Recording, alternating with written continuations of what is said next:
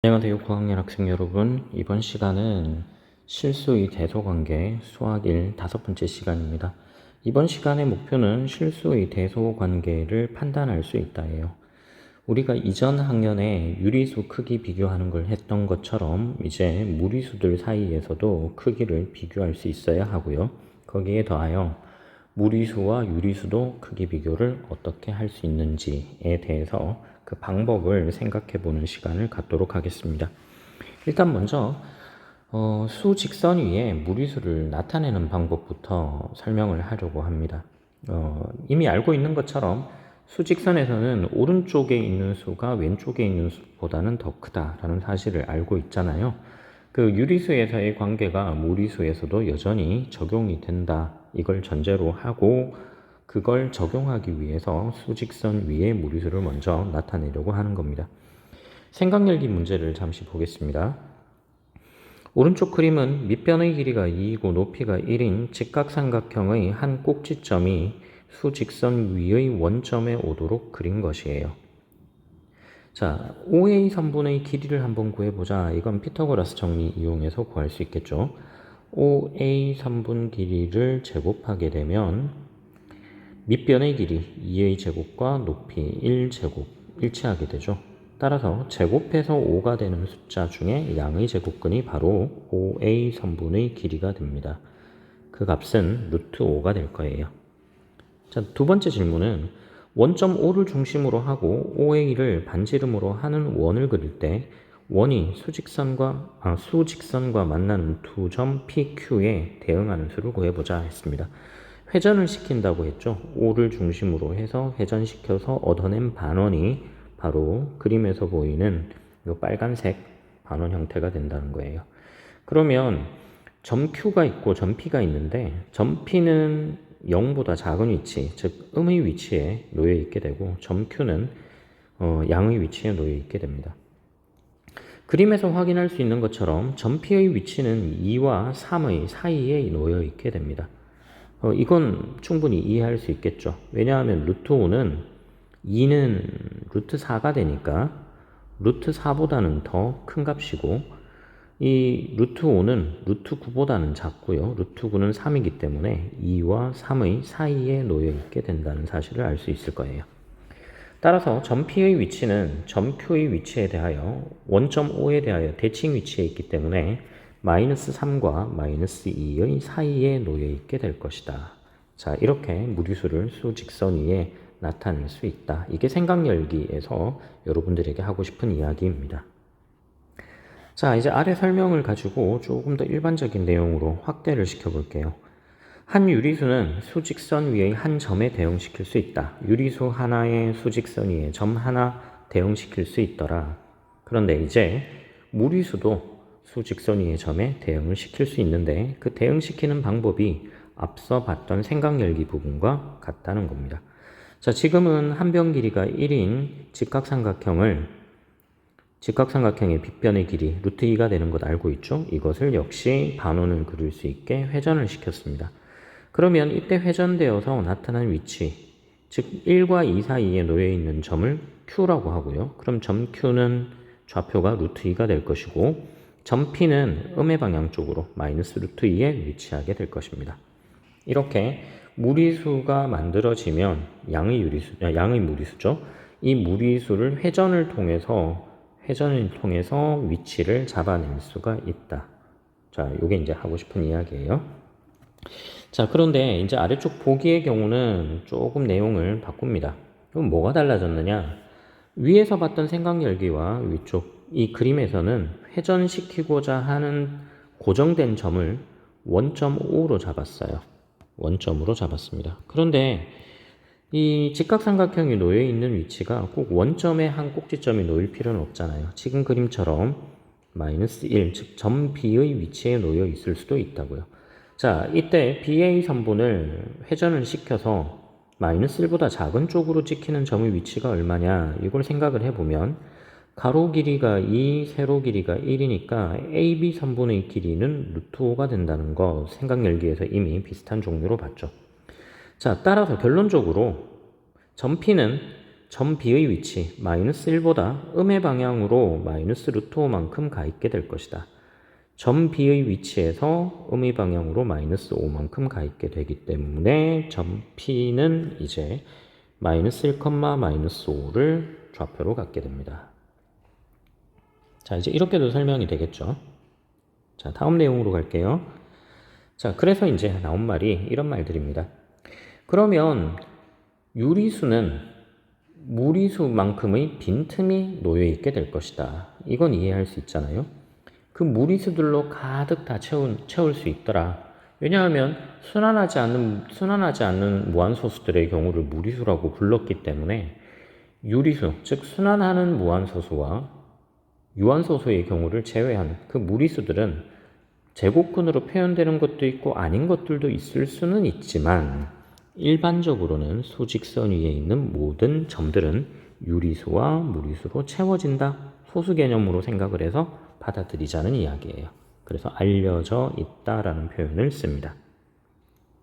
자, 유리수와 무리수를 통칭해서 실수라고 이름을 붙이기로 했죠. 그래서 결론이 이렇게 돼요.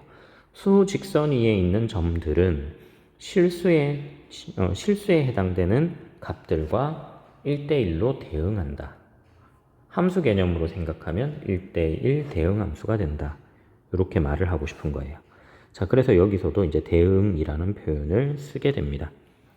1대1 대응 7학년 과정에서 배운 적 있을 겁니다. 잠깐 내용을 다시 살펴보고 가면 1대1 함수가 된다는 것은 x에서 y로 대응하는 함수가 있어서 1대1 함수는 x의 원소 하나가 y의 원소 하나에 대응되는 것이 함수인데 서로 다른 것에 대응이 돼요.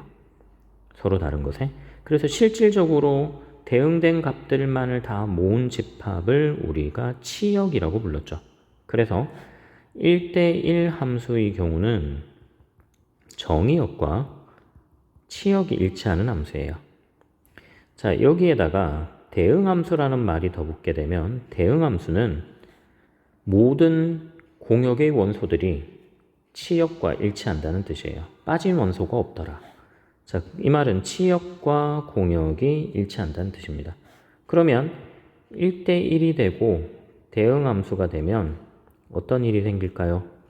정의역과 치역이 같고 치역은 공역과 같기 때문에 정의역과 공역은 같은 원소의 개수를 갖는 집합이 됩니다.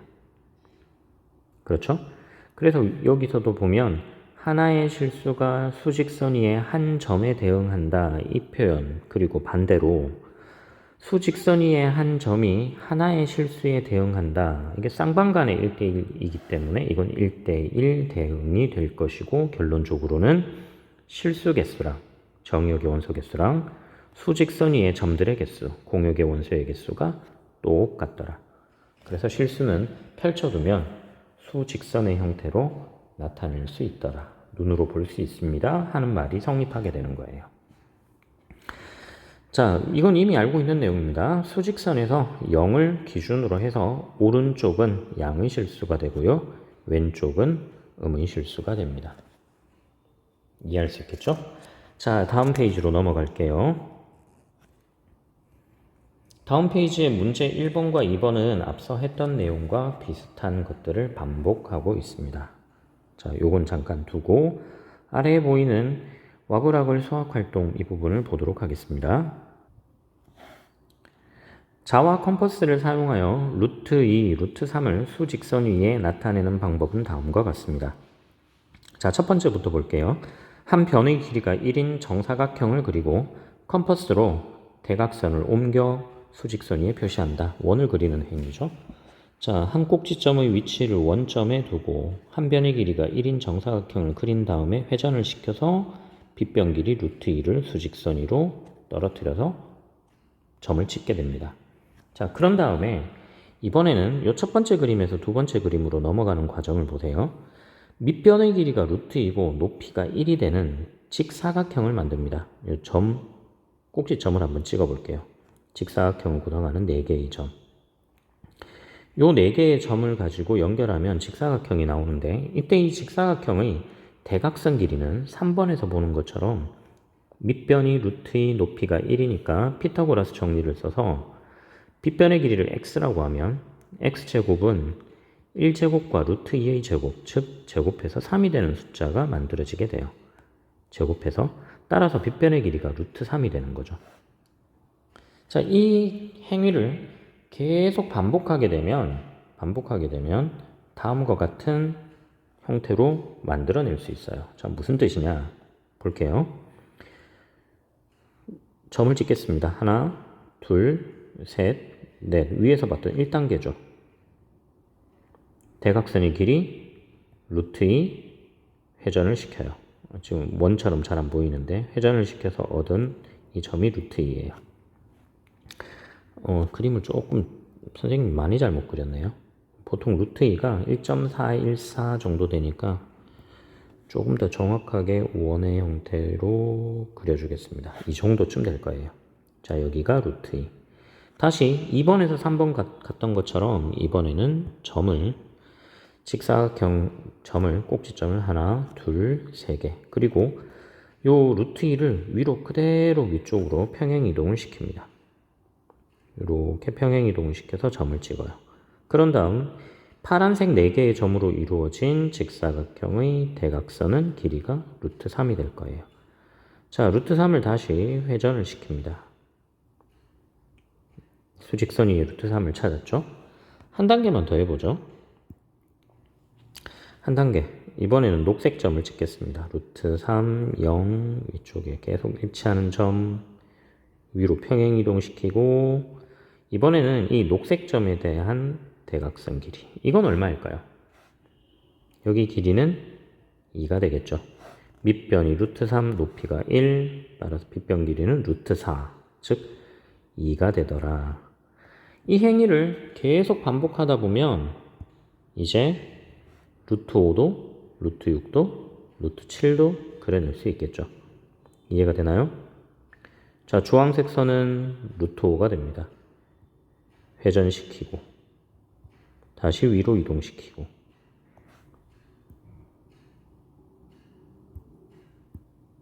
보라색 선은 이제 루트 6을 의미하겠죠. 이런 방식으로 나타낼 수 있다는 뜻이에요. 자, 양의 방향 쪽 말고 음의 방향 쪽으로도 마이너스 루트 5, 마이너스 루트 6, 마이너스 루트 7 등등의 점을 찍을 수 있게 됩니다.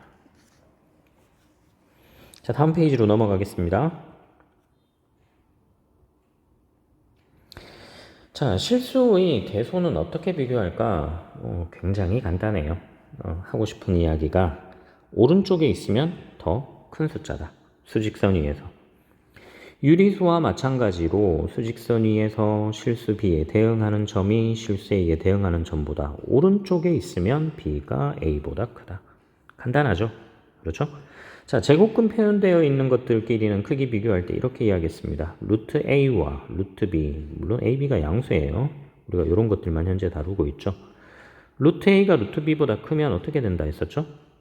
자, 이건 쌍방간에 서로 움직인다는 뜻입니다. 이 기호의 표시는 이 화살표 쌍방간에 움직이는 건요. A가 B보다 더 작다예요. 왼쪽에서 오른쪽 만들 수도 있고 오른쪽에서 왼쪽을 만들어낼 수도 있습니다. 자, 그래서 무리수끼리 크기 비교할 때는 제곱근 안쪽 숫자가 더 크면 큰 것이다. 이렇게 보자고 앞서도 설명을 했었죠. 수직선에서는 오른쪽.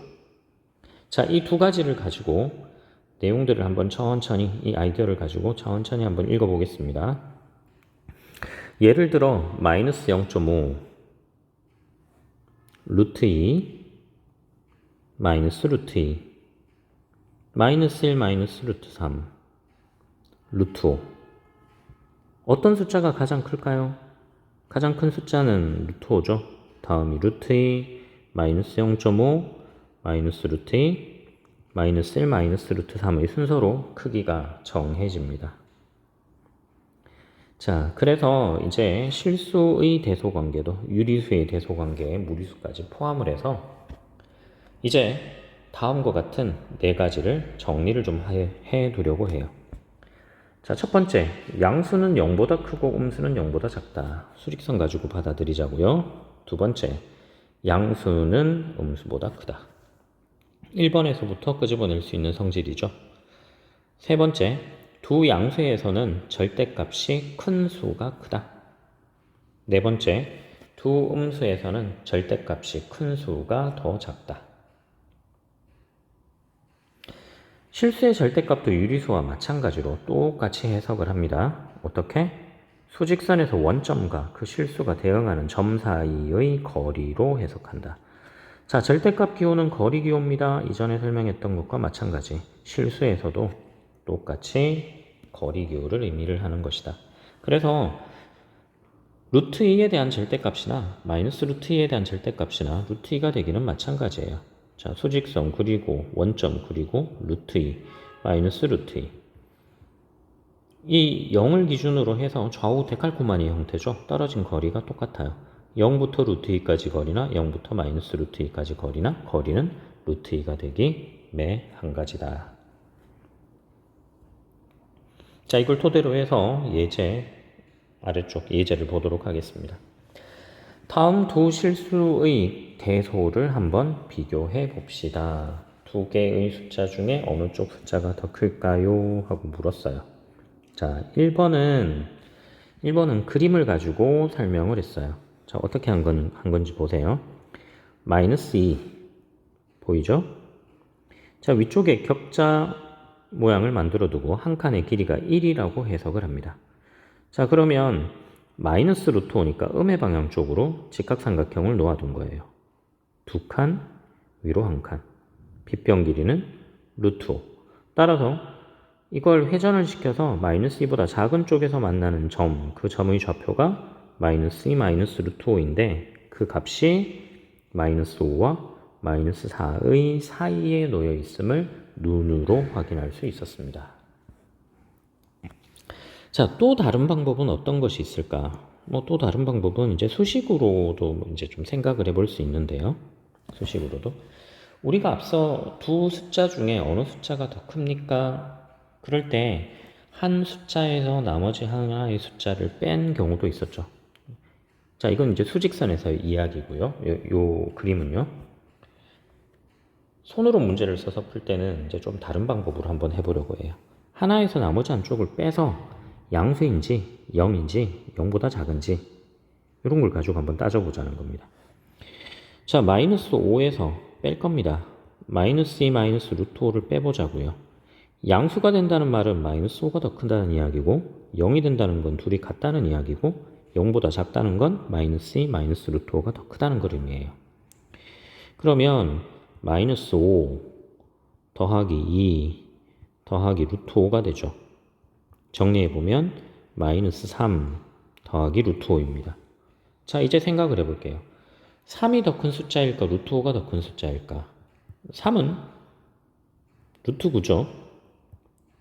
따라서 루트 5와 루트 9를 비교하면 루트 9가 더 큰데 더 큰 값을 뺐으니까 이때는 0보다 작게 될 거라고요. 0보다 작다. 그럼 결론은 마이너스 5가 마이너스 2 마이너스 루트 5보다 더 작은 숫자다. 이렇게 결과를 만들어낼 수 있겠죠. 자, 이건 아직까지는 하진 않은 거예요. 여러분들에게 설명을 하진 않은 내용이고 차후에는 이렇게 할 것이다. 할 수도 있다. 지금은 그림을 가지고 이해를 하자. 이게 우선입니다. 자, 그 다음이에요. 다음은 마이너스 루트 5랑 마이너스 3 크기를 비교합니다. 마이너스 루트 5, 마이너스 3은 마이너스 루트 9. 둘 중에 어느 쪽이 더 크다? 이 둘의 절대값은 오른쪽이 더 크죠. 근데 둘 음수잖아요. 그래서 위에서 봤던 이 네 번째 성질 두 음수에서는 절대값이 큰 수가 작기 때문에 마이너스 루트 5가 마이너스 3보다는 더 크다. 이것이 맞는 표현이 됩니다. 자, 다음 페이지 문제는 여러분들이 풀어보고요. 아래 보이는 그 무리수 이제는 말할 수 있다. 이쪽 내용을 잠깐 볼게요. 피타고라스와 그 제자들은 우주를 이루는 근본은 숫자라고 생각합니다. 특히 정수라고 생각을 해요. 그 다음 정수와 정수의 비율로 표현할 수 있는 숫자를 유리수라고 생각을 했고 세상은 유리수로 가득 차 있는 것이다 라고 믿었습니다. 그런데 루트 2가 발견이 돼요. 이 루트 2라고 하는 것이 이 피타고라스와 그 제자들 사이에, 그 모임 사이에서 발견이 됩니다. 그러다 보니 이 루트 2를 아무리 정수와 정수의 비율로 표현하려고 해도 표현이 안 됐단 말이에요.